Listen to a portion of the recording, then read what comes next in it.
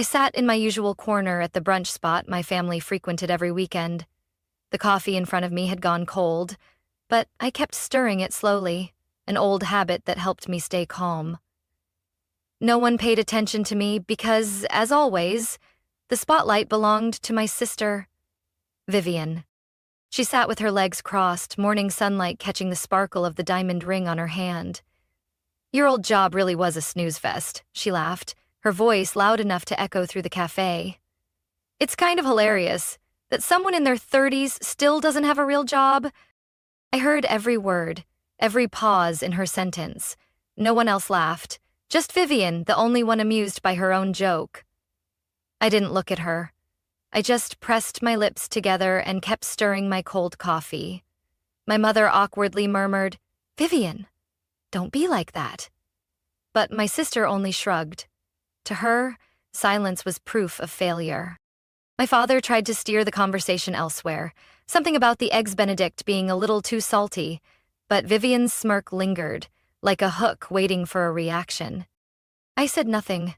I was never the talkative one at family gatherings, and somehow, that made them assume I had nothing worth saying. But the truth was, ever since I chose to live behind the scenes, silence had become the space where I built an entire world, one none of them could imagine. I remember exactly when I first realized that some of the greatest things didn't need to be shown off.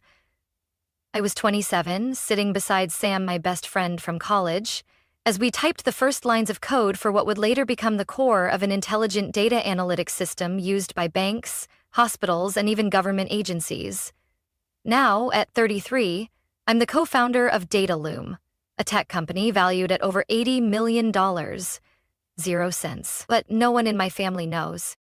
I never appeared on the official website. In interviews, Sam was the face of the company, and me?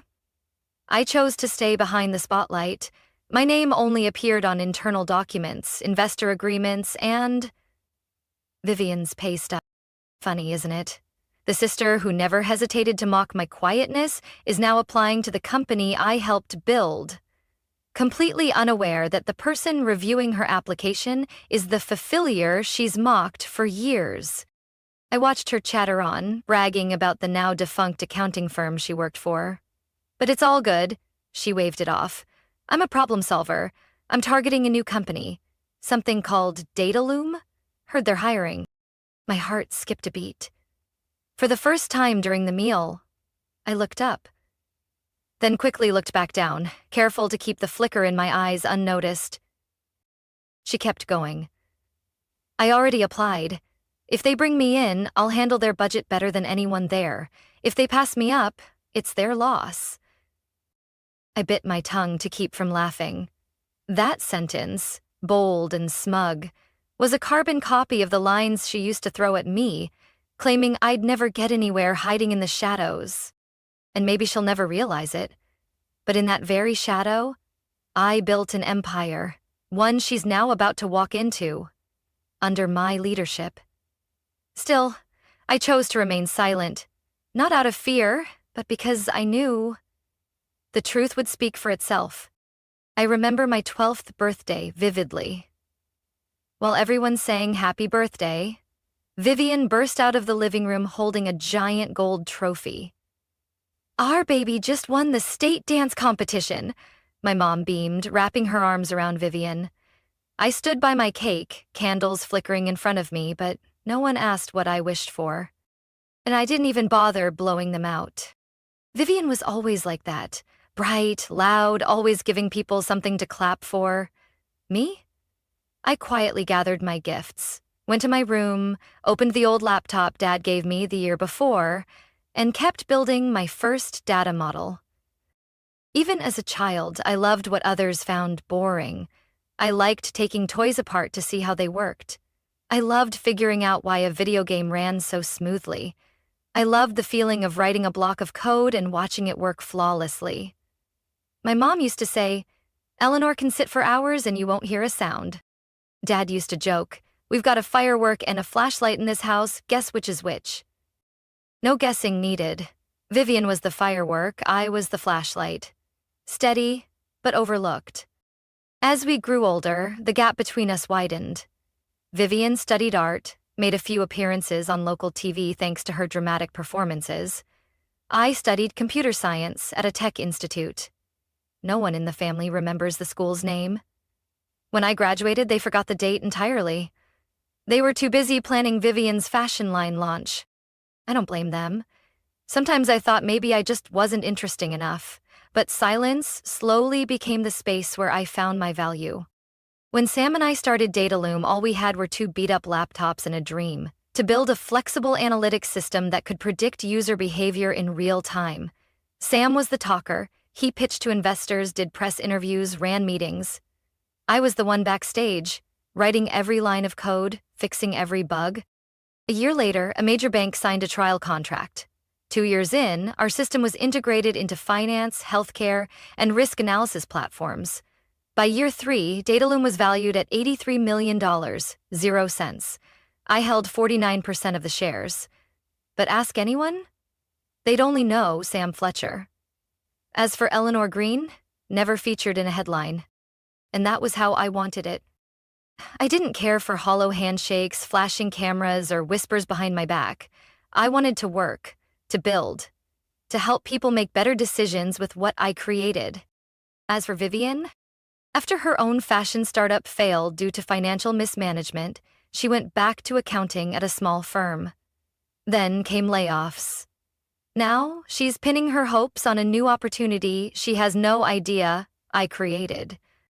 I don't know if she'll ever see me as an equal. To Vivian, I'll always be the little sister with her head in the clouds and a bunch of old laptops.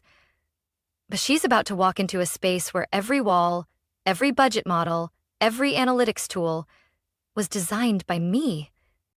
And what I wonder most is this: when she sees my name, Eleanor Green, at the bottom corner of her paycheck or the next budget draft, will she recognize it? Or will she still believe I'm just a faded extra in the dazzling world she chases? A part of me hopes she never finds out. Another part wants to see her face when the truth finally hits. I don't need her admiration. I just want her to stop looking down on me. That night, back in my quiet apartment on the 18th floor, Seattle's sky was wrapped in a soft mist like a velvet curtain after a show. I pulled out my laptop, logged into Dataloom's internal system, thousands of lines of code and reports I knew by heart. The first notification popped up from HR. Recommended candidate, Vivian Green. I leaned back in my chair, eyes settling on the file on screen. I had expected this moment, but still, my heart paused for a beat. Her smiling photo, dressed in a beige blazer, stood out on the application form. I skimmed through her experience, skills, and the internal reviewer's note.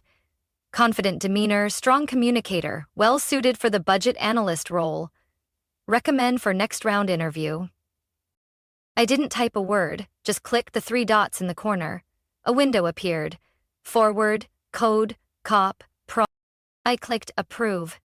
She got the job. No one at the company, except Sam, knew I was a co-founder. From day one, we agreed to use only Sam's name on all media and public documents. I didn't want my image floating around the internet. I'd seen too many people lose their personal lives chasing fame. I didn't need praise. I needed freedom. So within Dataloom, I was simply Eleanor, the senior technical advisor who usually worked remotely. I only came into the office once a week, after 6 p.m. The rest of the time, I led projects, approved spending, and mapped out strategies, all from behind the scenes. Sam was the one in front of cameras, shaking hands with investors and speaking at tech conferences. He always respected my choice, never once revealing my identity to employees or the press. I used to wonder if that decision was the right one, but now, watching Vivian step into the world I built with my own hands, I was certain staying silent was the only way to make this moment interesting. On her first day at work, I stayed home, just as scheduled. But I turned on the internal camera system, something very few people knew I designed. From a low-angle view in the shared kitchen on the 9th floor, I saw her standing near the espresso machine, eyes wide with surprise as she looked at the digital bulletin board displaying the company's ongoing projects. "This is the new company that hired me," she told a colleague proudly. Word is, the two founders are super private. No one's ever seen the other one. Might just be a legal placeholder. I chuckled softly. It wasn't the first time I'd heard someone question the existence of the second co-founder. That afternoon, Sam video called me. She's off to a decent start, he said, sipping coffee. Confident, maybe a bit showy, but competent. Are you sure about this? She still has no idea who you are, Eleanor. For now, let's keep it that way, I replied. Just don't slip. If she's good, this is a great opportunity. If she's not, the truth will come out faster. This wasn't about revenge. I didn't want her to fail, nor did I seek payback. I just wanted to know, how would Vivian behave when no one recognized her? When there was no spotlight, no audience clapping. A week passed, then 2. Each time I came into the office after hours, she had already left. I kept my routine, approving budgets at night, reviewing HR files in the silence of empty halls and idle elevators. Until one day, I was in the basement server room checking the security system when I heard high heels echoing in the hallway. I stepped out and there she was, frozen in the doorway. Eleanor? She asked, startled and suspicious. I nodded calmly. Hi. She squinted. What are you doing down here? Only senior management has access to this area. I smiled. Well, I guess I have special access. She tilted her head, about to say something, when Sam stepped out from the adjacent room holding a folder. Hey, Eleanor, could you take a look at the new AI deployment plan? Needs your sign-off by Friday. I took the file and looked back at Vivian. Her eyes froze. There was no need for words. I knew in that moment the seed of doubt had been planted. And now I'd see... Would she finally see me? Or still view me as the harmless shadow she always believed I was? That morning, Seattle had a light drizzle. I had just signed off on the latest quarterly report when my phone rang. It was Sam. Eleanor, something funny just happened. I think Vivian's starting to get curious, he said with a hint of amusement. I looked up at my screen. A new email from accounting popped up. NS signature found in internal budget file. Please confirm approving authority. My heart slowed. It was time. Nearly 2 months had passed since Vivian officially joined Dataloom as a budget analyst. In that time, she had begun earning favor in a few departments, thanks to her confidence and persuasive skills. I had watched from afar, quietly approving her proposals and saying nothing. But she had started noticing details. During one budget approval for marketing, Vivian stumbled upon a file signed with an e-signature, clearly labeled Eleanor Green, NS. Alongside it was the co-founder's ID code. I knew she wouldn't let that go. The next morning, I overheard a snippet of conversation in the cafe downstairs. A young colleague whispered to Vivian, "Who's this NS person anyway? Like a ghost in the system. Never seen them, but they sign off on everything big." Vivian smirked. "Probably just a legal figurehead. I don't trust names without faces." Behind a wooden partition, I tightened my grip on my coffee cup. Don't trust. She'd learn soon enough. 3 days later, she walked straight into accounting and requested access to the full budget record for the most recent quarter. With her clearance, she opened file after file, until she reached the one where my name appeared again and again, beside documents outlining Dataloom's financial core. Not just signatures, but dates, file IDs, legal assessments. Every key piece carried my name. The same sister who believed I lived off the family's kindness was now staring at proof that I wasn't just any employee. I was the one who had approved her paycheck, the one behind the very reports she worked with every day. That afternoon, I got a system alert. Internal access request from account Vivian Green, Dartag Dataloom, founding records. She had reached the master file. I pictured her sitting there, soft blue light illuminating her face as she saw the founding documents for the first time. Eleanor Green and Samuel Fletcher. 50/50 ownership. Role description: Chief Technical Architect. Ms. Green. Her heart must have clenched. I knew her. When she's shocked, she doesn't scream or cause a scene. She goes silent, but her eyes blaze. Then she starts trying to prove, this can't be real. That same afternoon, I arrived at the office earlier than usual. I wanted to see her reaction with my own eyes. Sure enough, when I entered the pantry, I saw Vivian standing alone, gripping the edge of the counter, staring at a printed page. I approached gently. You okay? She turned, eyes locked on mine, furious and confused. Eleanor, she said, voice tight. You're the co-founder? I didn't answer immediately.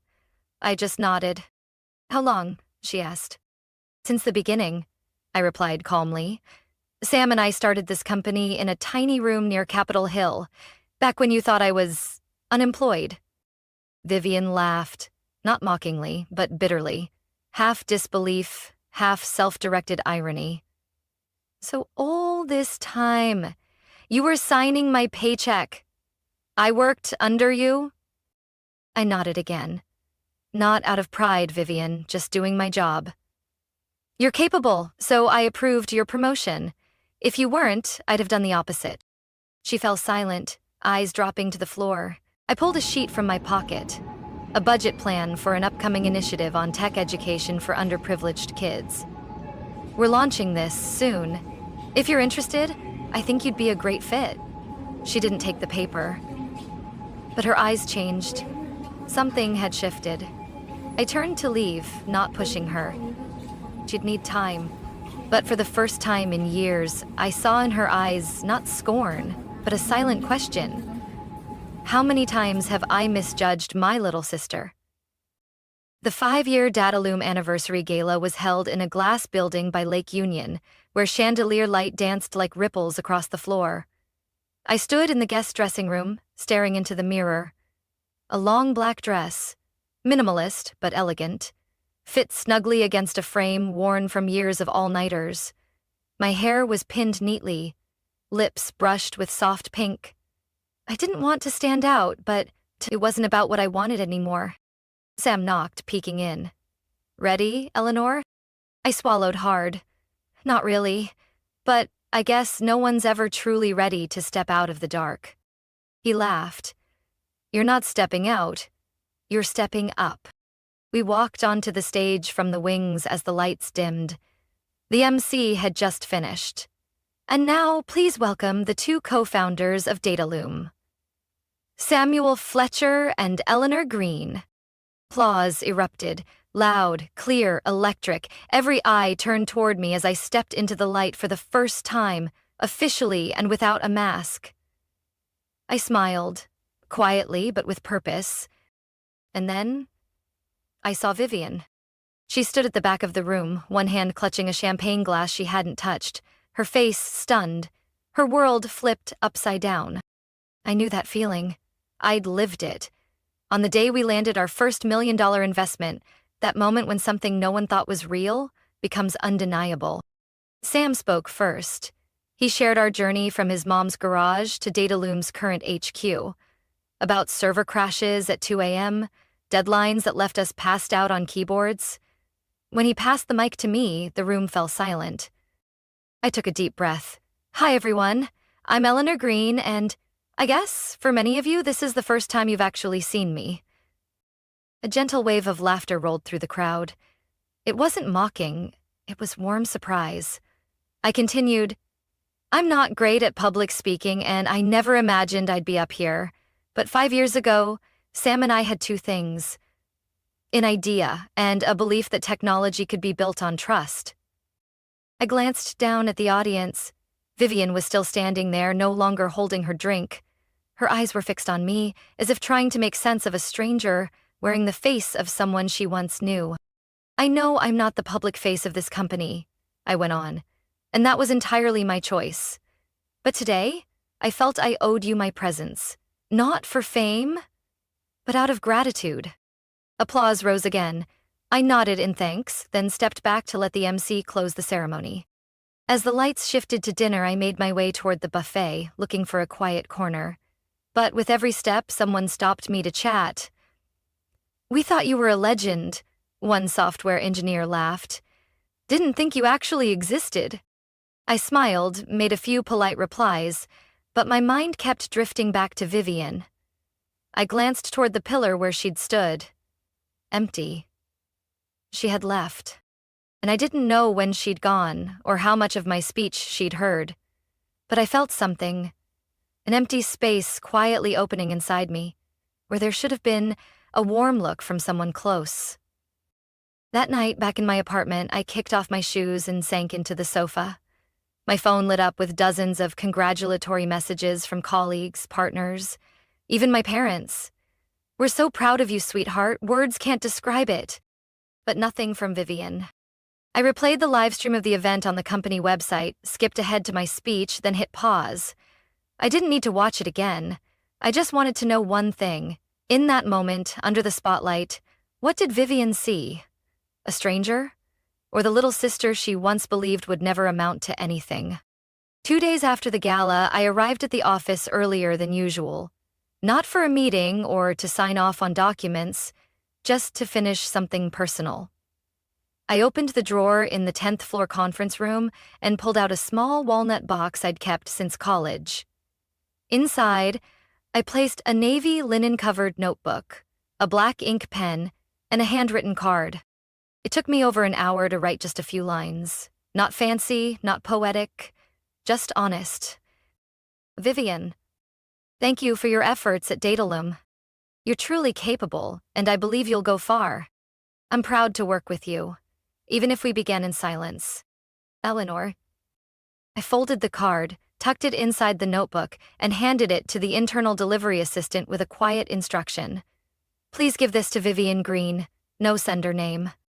I wasn't expecting a reply. The gift wasn't an olive branch, it was just an open door, quiet and without pressure. So she could walk through if she chose to. The rest of the week passed with no message. No email, no thank you. But I noticed a few things. Vivian no longer sat back with crossed arms during meetings.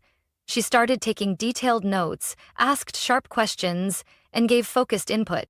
One afternoon, I stood outside the hallway, listening as she presented a revised budget strategy for an AI project that had gone over cost. Her voice was calm, clear. Her eyes no longer carried competitiveness, but something rarer: focus. I didn't walk in. I just stood there, hands in my pockets, and nodded silently.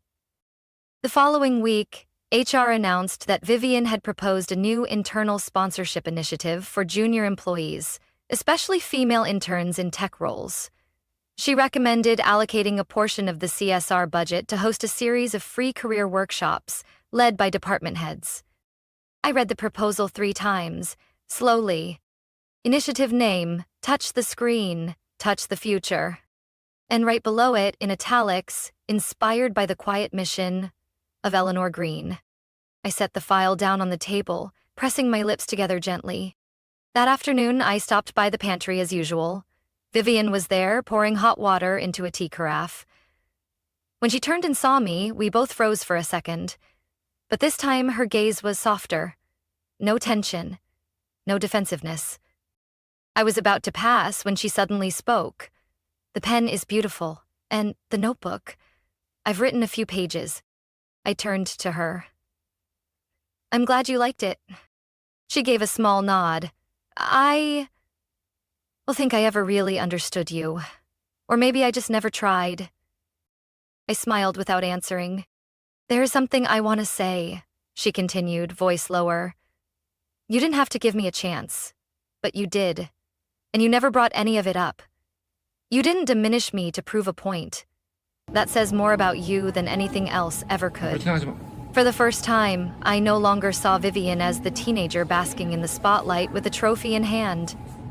I saw a woman learning to let go of pride and truly see others. "I don't know if I can make it right," she said slowly. "But I'll try." I nodded, feeling a weight lift from my chest. We don't need to tally up the past. We just start from today. We stood side by side for a moment longer. No explanation needed, no apology required, just a quiet understanding. This time, things would be different. And somehow, they were. Vivian stopped being the loudest person in the room. She learned to listen, gave space to younger voices, and didn't shy away from tasks she once thought beneath her. And I stopped hiding behind my screen. I began speaking at technical briefings, no longer dodging the camera. I stood before visiting students and shared my journey, not to boast, but to show them, you don't have to be the loudest to make something big. One weekend afternoon, as I was leaving the office, I saw Vivian standing before the recognition wall. The list of top contributors for the quarter. Her name was at the top. She looked at me and gave a small nod. Thank you for not giving up on me. I smiled. We're just getting started, Vivian. On Sunday, the whole family gathered at our usual brunch spot on the corner of Green Lake. Everything was just as it had always been. Dark wood chairs, sunlight filtering through striped curtains, and the smell of warm waffles filling the room. But something in the air felt different. I sat at the long table on the balcony, joined by my parents, Uncle Henry, Aunt Laura, and Vivian. She arrived 5 minutes late, but instead of wearing her usual flashy outfit or sparkling heels, she had on a simple white blouse, dark jeans, her hair neatly tied back, no makeup. As she approached me, her eyes hesitated, but then she gave a small nod. I nodded back. No words needed, just a look. That was enough. My mom was telling a story about her new flower bed when Uncle Henry suddenly chuckled and turned to me. So, Eleanor, are you still doing that little freelance thing from home, or just typing up random computer codes all day?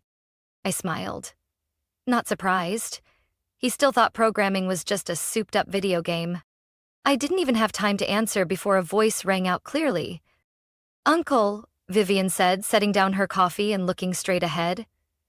Eleanor is the smartest person I've ever known, and without her, I definitely wouldn't be where I am today. All eyes turned to her. I tilted my head slightly.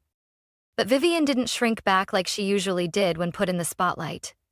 She stood firm, gaze steady, voice unwavering.